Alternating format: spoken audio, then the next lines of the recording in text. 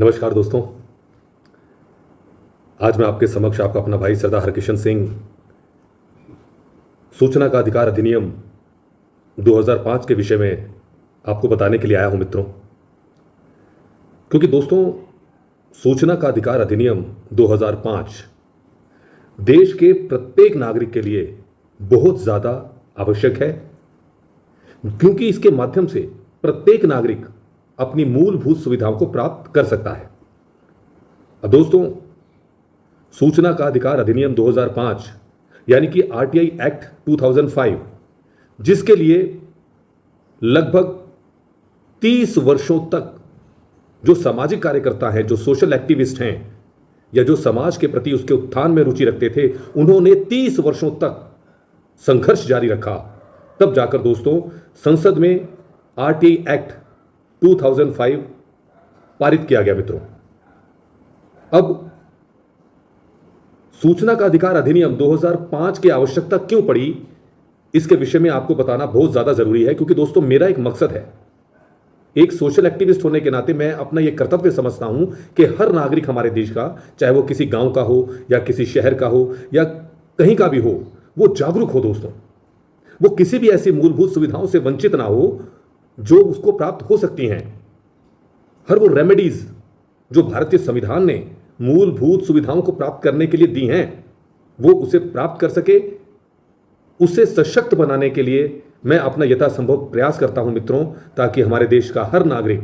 हर बच्चा, हर वृद्ध, हर युवा सशक्त हो सके और खुशहाल जीवन व्यतीत कर सके। अब दोस्तों, आरटीआई एक्ट 2005 के विषय में आगे भी भविष्य में मैं अनेक वीडियोस बनाऊंगा, क्योंकि इस अधिनियम के अंतर्गत अनेक ऐसी धाराएं हैं जिसको एक ही वीडियो में बता पाना संभव नहीं होगा। किंतु मैं मुख्य मुख्य बातें अपने वीडियोस में पार्ट 1, पार्ट 2, पार्ट 3 करके आपको बताता रहूंगा, ताकि आप भी बहुत ही आसानी से, बहुत ही आसान शब्दों में सूचना के अधिकार 2005 को, ये जो अधिनियम है, इसको आसानी से आप समझ सकें। देखिए, सबसे पहले हम ये बात करेंगे अधिनियम 21 की, जो कि हमें शिक्षा का अधिकार देता है, निजता का अधिकार देता है, चिकित्सा का अधिकार देता है। और उसी प्रकार जो अधिनियम 19 की उपधारा 1A, जो कि हमें अभिव्यक्ति की स्वतंत्रता की शक्ति देता है, राइट्स देता है, इन सब के विषय में जहां तक मैं समझता हूं, यदि आपने नहीं भी सुना है तो इनके विषय में मैं धीरे धीरे आपको सारी जानकारियां दूंगा। इनके होते हुए भी प्रत्येक नागरिक जो सिस्टम के अंदर करप्शन है उससे परेशान रहा, तो उस करप्शन को कैसे रोका जाए, उसके लिए आरटीआई एक्ट 2005 की स्थापना की गई मित्रों। क्योंकि हमें अधिकार तो सब मिल गए, लेकिन उसको एक सही स्वरूप में, ताकि हर व्यक्ति, चाहे वो अमीर हो, गरीब हो, मध्यम वर्गीय हो, वो अपने अधिकारों को जान सके और वो ये जान सके कि जो भी वो टैक्स दे रहा है उसका जो यूटिलाइजेशन है सरकार के द्वारा या शासन प्रशासन के द्वारा, वो सही ढंग से किस प्रकार यूटिलाइज किया जा रहा है, उसके विषय में उसको अधिकार की आवश्यकता थी, जिसके लिए एक बहुत ही अच्छे प्लेटफॉर्म की जरूरत थी। अब जैसे दोस्तों, मैं आपको उदाहरण के साथ बताऊंगा कि सूचना का अधिकार अधिनियम 2005 प्रत्येक नागरिक के लिए अति आवश्यक क्यों है। देखिए, सबसे पहले तो सूचना के अधिकार अधिनियम 2005 के अंतर्गत भारत का प्रत्येक नागरिक, जो भारत का नागरिक है, वो अधिकृत है सूचना प्राप्त करने के लिए। तो दोस्तों, उसमें करना क्या होता है, मैं इस पर रोशनी डालूंगा,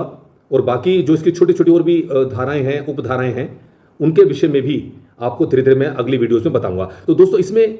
हम एक उदाहरण के साथ लेते हैं, और उन उदाहरणों को मैं इसलिए आपसे साझा कर रहा हूं क्योंकि सूचना के अधिकार 2005 के द्वारा मैंने स्वयं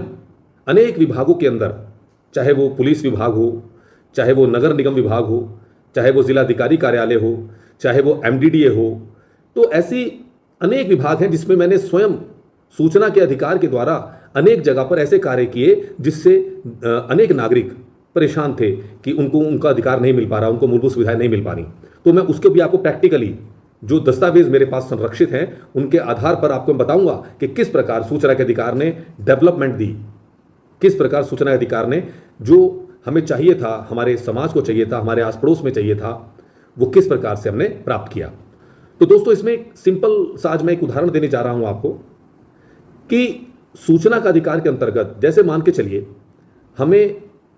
अपनी सड़क से संबंधित कोई कार्य करना है, यानी कि हमारे नज़दीक सड़क नहीं है या नाली नहीं है या स्ट्रीट लाइट्स नहीं है, तो हमें सबसे पहले तो यह पता करना होता है कि कौन सा विभाग है जो इस कार्य को करने के लिए अधिकृत है। सर्वप्रथम हम जैसे अपने किसी भी लीडर के पास गए और लीडर से हमने अनेक बार रिक्वेस्ट की कि सर हमारा ये समस्या है और ये कृपया हमारी सोल्व करें। तो किसी भी कारण से यदि वो उस समस्या को सोल्व नहीं कर पाते हैं, कारण कुछ भी हो, तो ऐसे में ऐसा नहीं कि नागरिक बिल्कुल कुछ नहीं कर सकता। ऐसे में नागरिक का यह अधिकार है वो एक पत्र तैयार करे कि हमारे यहां पर इस क्षेत्र में इस पते पर इतने मीटर की सड़क बननी है या नाली बननी है या इतनी लाइटें लगनी है या जो भी हमारी समस्या हो। उसको लिखने के उपरांत जो भी स्थानीय लोग हैं उनके हस्ताक्षर करवाए जाए, उसके ऊपर उनका नाम, उनका संपर्क सूत्र, उनके हस्ताक्षर, और उस पत्र को स्पीड पोस्ट से या फिर आप बाई हैंड भी दे सकते हैं, जो डाक विभाग होता है विभागों का, वहां से उसकी रिसीविंग जरूर लेनी है। दोस्तों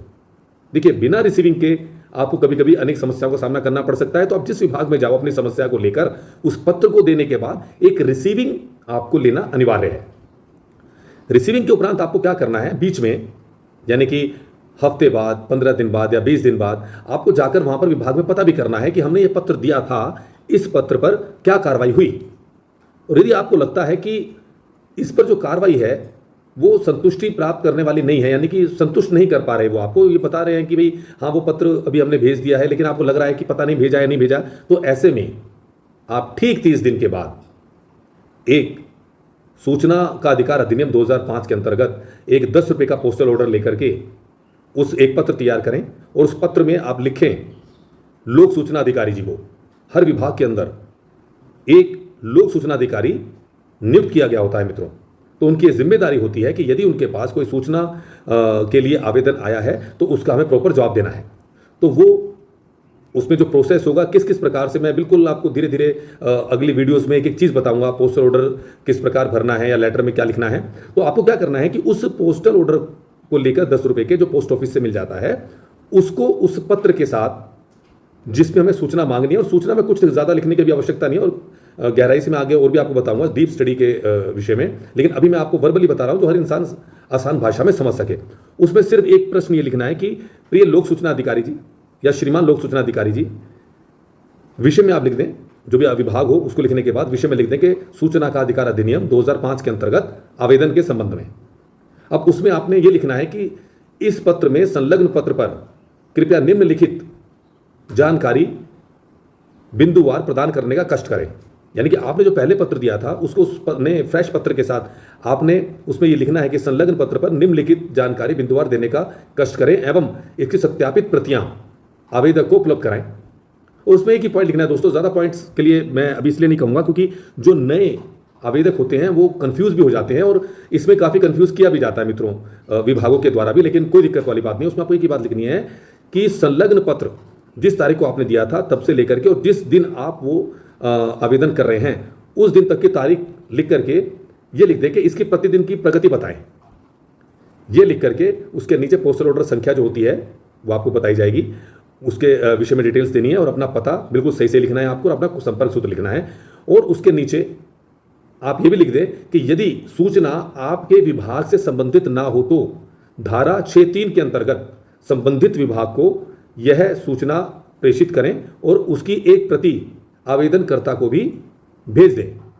तो इसमें क्या होगा मित्रों, कभी कभी ऐसा होता है कि जब हम कोई पत्र लिखते हैं किसी विभाग को, कभी कभी ऐसा भी होता है कि वो सूचना के लिए वो विभाग अधिकृत नहीं होता तो दूसरा विभाग अधिकृत होता है। तो सूचना का अधिकार अधिनियम 2005 में धारा 6(3) के अंतर्गत वो विभाग जो भी संबंधित विभाग है उसको पत्र प्रेषित कर देगा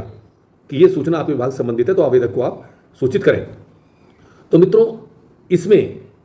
बड़ा अच्छा एक ये मतलब मैं आपको एक रेमेडीज बता रहा हूँ जो मूलभूत सुविधाओं को प्राप्त करने में आसानी बहुत ज़्यादा में देती है और आपको कहीं जाने की आवश्यकता नहीं, आप घर पर ही हैं, आपने आवेदन किया, 30 दिन का मित्रों समय होता है। तो 30 दिन के भीतर भीतर आपको लोक सूचना अधिकारी जी सूचित करेंगे कि इस पत्र पर हमने अभी तक क्या कार्रवाई की है। और यदि वो सूचित नहीं भी करते हैं तो भी कोई चिंता की बात नहीं है मित्रों। तो ठीक 30 दिन के बाद आप प्रथम अपीलीय अधिकारी के नाम पर एक और फ्रेश पत्र लिख दें कि हमने ये सूचना मांगी थी और हमें ये सूचना प्राप्त नहीं की गई है, या प्राप्त हो भी गई है और आप संतुष्ट नहीं हैं, तो आप ये लिख दें कि मैं संतुष्ट नहीं हूं। तो अपीलीय अधिकारी जो होते हैं वो उस विभाग के हेड ऑफ द डिपार्टमेंट होते हैं। तो ये उनकी जिम्मेदारी होती है कि वो आपको बताएं कि किस प्रकार से रेमेडीज हो सकती है, और वो लोक सूचना अधिकारी जी को बुलाएंगे, आपको बुलाएंगे, और फिर उस पर चिंतन करेंगे कि भी ये सूचना क्यों उपलब्ध नहीं कराई गई या भ्रमित सूचना क्यों दी गई। तो उसके उपरांत दोस्तों अधिकतर केसेस के अंदर समाधान निकल जाता है। हम ये कहते हैं कि अगर समाधान तब भी नहीं निकलता तो मित्रों द्वितीय अपील भी होती है, जो कि राज्य सूचना आयोग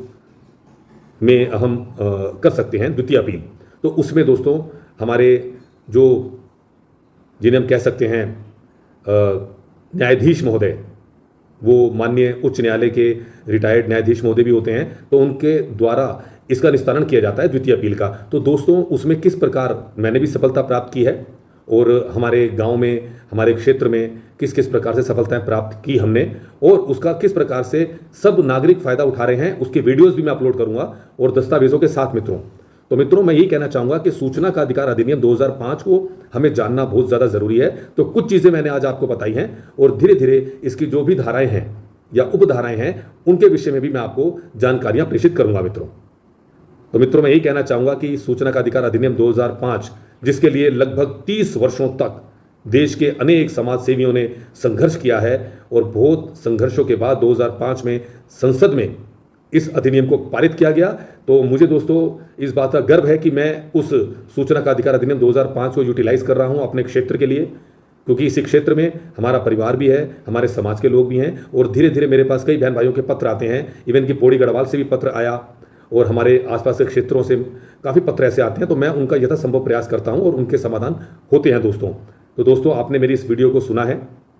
और आगे चलकर मेरी जो अगली वीडियो होगी उसमें सूचना का अधिकार अधिनियम 2005 में जो मुख्य धाराएं हैं उनको मैं डिटेल में आपको एक एक धारा को मित्रों डिटेल में बताऊंगा। और मित्रों आपने मेरी इस वीडियो को देखा है उसके लिए मैं आपका धन्यवाद करता हूं, और आपसे मैं एक निवेदन करता हूं कि मेरे इस यूट्यूब चैनल सरदार हरकिशन सिंह को कृपया आप लाइक करें, सब्सक्राइब करें, क्योंकि मैं इसके माध्यम से